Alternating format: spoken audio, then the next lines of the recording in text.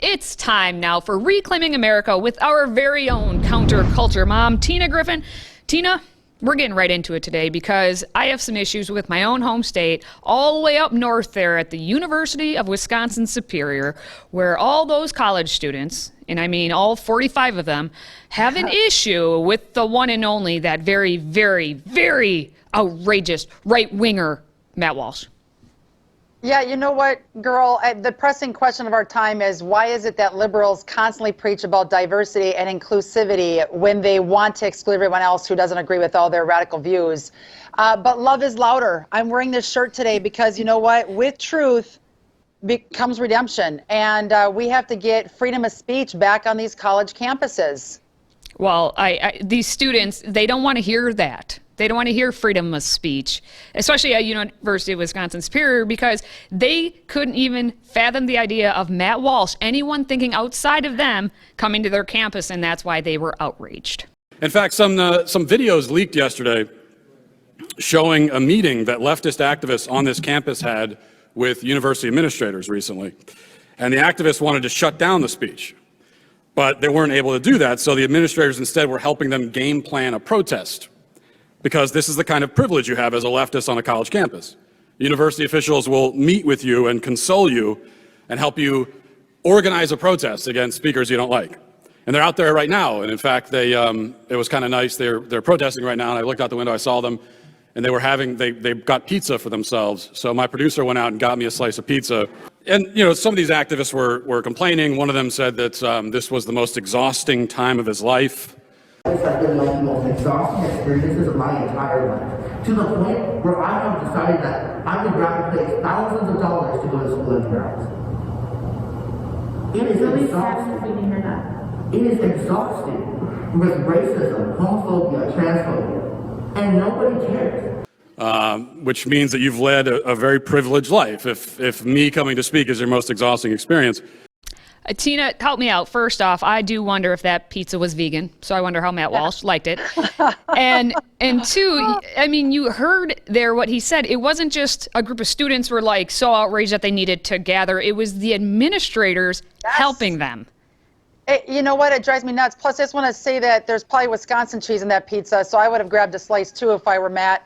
The college campus, the faculty administrators, they're supposed to be teaching and showing students what it means to have freedom of speech. That's what's driving me crazy and making my blood boil.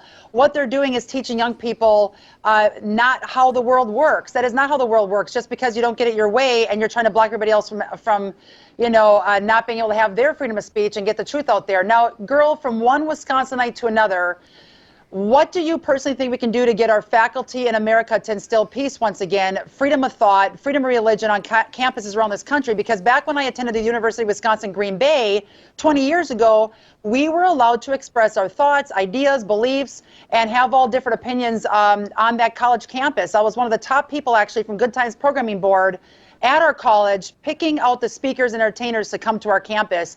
Never once I have an issue with other students trying to block me from different points of view coming to campus. Crime was down, suicide was down, cutting, it wasn't even an issue when I was a student. What do you think we can do to get the faculty to actually live out the Constitution and teach our students what it means to be free? Well, and that's the thing. We have to be the outside voices going in there, because back when I was at the University of Wisconsin-Stevens Point, it was the same way as what you experienced. We were able to bring in multiple viewpoints, and being on the student newspaper, I was able to report on multiple viewpoints. And we've gotten to a point now where anyone of the old school mentality, anyone with common sense, is gone. And so what are we going to do about this new generation? Our voices, maybe, and we just need to wake up. I don't know if it's going to happen with the college campuses, though.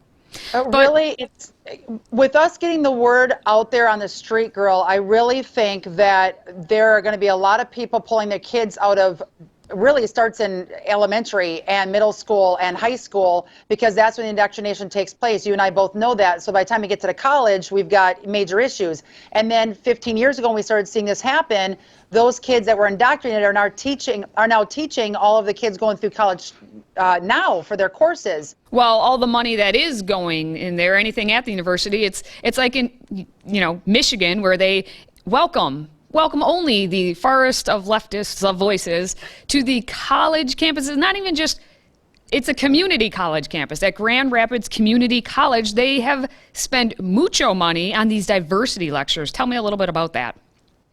Yeah, it's pretty nuts. Grand Rapids Community College, over the past year, the community college has spent the equivalent of 20 students' tuition in order to host its diversity lecture series. Through the 2021-2022 academic school year, the last year here, this school spent roughly $124,000 to host speeches by progressive activists.